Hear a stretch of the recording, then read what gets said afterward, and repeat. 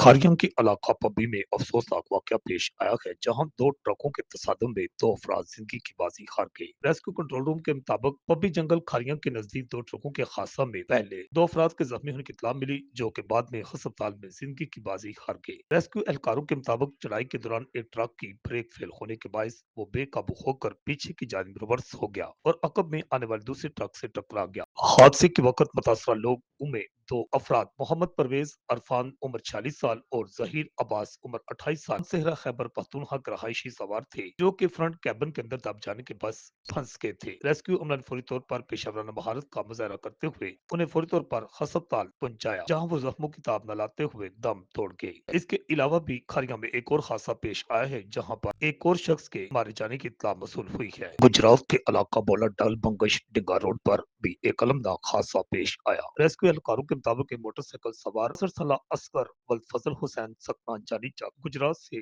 डिंगा की जानिब जा रहा था। डाउकल मगश के करीब नामलूम वजूहात की बिना पर मोटरसाइकिल से गिर गया। यानी शाहिदीन के मुताबिक गिरने के बाद एक नामलूम गाड़ी मुतासर शख्स के ऊपर से गुजर गई, जिसकी वजह से मुतासरा आदमी मौका पर जाँ बहक हो गया। रेस्क्यू अमला ने पुलिस की मौजूदगी में जरूरी कार्रवाई के बाद डेड बॉडी को लवाहकीन के हवाले कर दिया। रिपोर्ट आकाश न्याजी, गुजरात।